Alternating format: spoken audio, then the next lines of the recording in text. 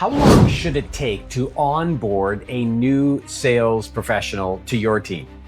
If you're a sales leader, this is probably something that you've struggled with, or at least spent some time researching to try and figure out what is a realistic timeline to go from zero to hero. What I want to share with you, and I'm going to post it here in the video in a moment, I want to share with you a very quick checklist for onboarding new sales team members. Now, here's the caveat. Depending on what you sell, this list can change. If you're selling insurance versus financial services versus widgets versus mining equipment, it really depends on what you sell. There needs to be adjustments. So I don't want to suggest to you that this is the be all end all. But what I do want to suggest is that you should be able to fully onboard and have any new employee outselling in a maximum of 12 weeks. Now, let me just create a little bit of a picture here. What I mean by outselling is they're not only bringing deals to the table that they've found on their own, but they're able to close a deal or two by that time. They might not be huge deals, but they should be able to close. And here's why this is important. I say 12 weeks, that's 3 months. Well, what's your typical probationary period? It's likely either 3 months or 6 months. So the goal when you hire somebody new in sales is to make sure that they can produce before you run out of time with regards to their initial probationary period. Now, that probationary period does depend on the company, so you may have your own policy.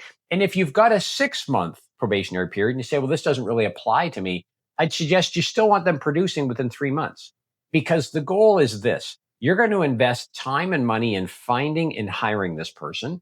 It's going to take more time and resources to get them on board. You need to recoup that investment as fast as possible.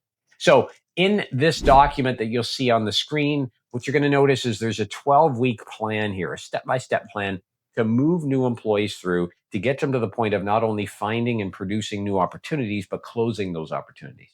Again, it is going to vary. There are some adjustments to make based on your specific industry and sector, but this gives you a basic guide. I want to highlight a few points for you that I think are necessary as it pertains to onboarding.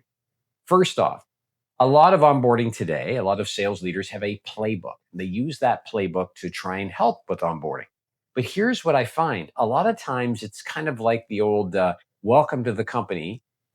Here is your playbook. I'm going to try and do this live, right? Here's your playbook. We've got all this together. So it's something that is essentially unorganized. So it's not very useful. Or in the other scenario, they actually bring in some massive binder that they pull, or multiple binders, or a Google folder, right? A Drive folder that is just full of document after document after document. And let's be honest, the goal of any salesperson is not to sit and read. It's to get out and start to talk to people, whether that's on the phone, in person, virtually, etc. So first, I want to suggest if you're using a playbook, the good news is there are some AI tools out there today that can help you bring this playbook to life. It can go through, so you can use a basic tool like Claude.ai, which at this point in time is one of my favorite, to help you organize the information, right? Because a lot of times playbooks are multiple different documents thrown together, different font sizes. Some have pictures only, some have nothing but text. We want to create something that's very easy to read and consume, which means it needs to have a combination of written and visuals, right, as well. So text, visuals, etc., to appeal to different learning styles. So you can use a simple tool just to help you streamline that information and take what is a bunch of loose documents and put them into something that is more legible, more usable, more user-friendly. But there are also AI solutions and software out there that can build playbooks for you. All you need to do is go to Google or AI, which is becoming more popular, and just search on AI sales playbooks. You'll find all sorts of different software that can help you do that. So you can make a better playbook. But here's the more important tip I want to share with you. A playbook is not something you hand over. A playbook is something you have them enact. So it's not something you hand over to a sales professional. You have them enact it. And what I mean by that is, as they go through each section, they should be applying what they learn. So if there's a section on your CRM software and how to use it, don't let them struggle at home. They should have a meeting set up with somebody to actually go through that, right? A person that knows the CRM that walks them through. Okay, you'll notice on this document, here's the 3 steps. We just did them. And what I want you to consider throughout your onboarding, okay, your whole goal, your transition is this. I do it and I show you how to do it, right? Then we do it together and then you do it on your own. That's key to onboarding. I do, we do, you do, because the goal again is to transition. So if your sales playbook is live, meaning you've got people lined up to walk them through these key sections in the playbook and how it works, they're also applying that. So I'm going to do it and show you how it works. Okay, you log into the CRM, you show me what I just showed you, and now we're in a situation where I've done it, we've done it, and you should be good to go on your own. So a couple points about your playbook, right? To make it more streamlined, more legible, easier to read, and to bring it to life rather than send it over the wall and say, good luck, read this, and let's hit the ground running. That's not the way to onboard a sales team member. The second thing I want you to consider is that you want to make sure you've got live role play situations. The goal is to get them comfortable in front of your potential customers or clients as quickly as possible. What you've got to consider then is, okay, how do I do that? Well, you might set up some role plays where they're meeting a new prospect. You might set up some role plays where they're meeting with an existing client or customer to try and upsell them. And you simply use your own team members to support this. Your team members are going to enjoy doing it. Who better to share some of the common objections and observations than your team members who are living this life right now, and get that new person as comfortable as possible, as quickly as possible, being in front of, presenting to, speaking with, having a discovery dialogue with your prospective customers or clients. So make sure that live role plays are included throughout this onboarding to continue to reinforce key skills. Because again, the goal is to get them in front of customers or potential customers as quickly as humanly possible. You've also got to consider that you've got some top performers on your team. You might have one, you might have multiple. You've got to capture best practices from them. And typically top performers are not writing a book on their own best practices. So how do you do that? Well, you have your top performers do some mentoring. So as part of the onboarding, you take certain aspects or certain areas, if you will, of the onboarding program, and you have top performers work with them. So you might have a top performer take them to some customer meetings.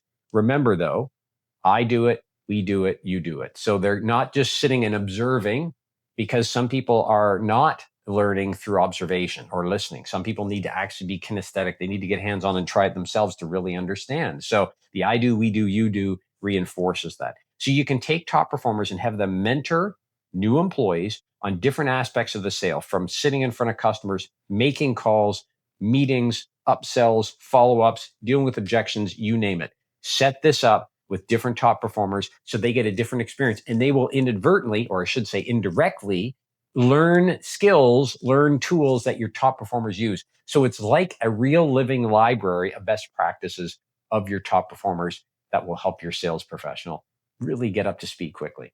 The last thing I want you to suggest is this, that when it comes to their ongoing engagement, I would suggest that they have a mentor for the first 12 months of being in your company. So right on day one, you want to connect them with somebody that can be available to answer any questions that they have. Because here's what tends to happen.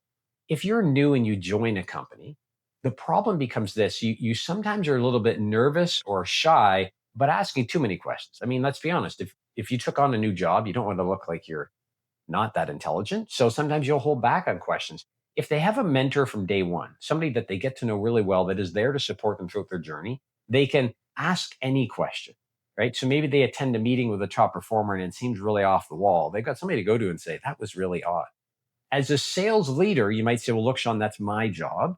I don't disagree with you. But again, some sales team members are not going to be comfortable speaking with you. You're the person that hired them. Maybe they're not done their probationary period yet. And many people want to ensure that they provide their boss, the sales leader, with a positive impression, which means they're going to hold back on questions.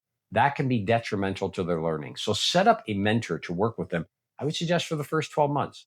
And that ultimately can be very scripted initially, like they have regular meetings, but really a mentor is somebody that's reactive, that's there when they need them. But they need to spend time together at the beginning to get that comfort level in the relationship. So as a sales leader, there are 4 things that you should consider as it pertains to onboarding. I've also shown you a checklist that you can use to really move your new sales professionals that you've hired from 0 to hero in 12 weeks. Hope you've enjoyed this video. If you'd like to watch another video on leadership, sales leadership specifically, make sure you check this one out. And until next time, let's get out there and go sell something. We'll talk to you soon. Take care.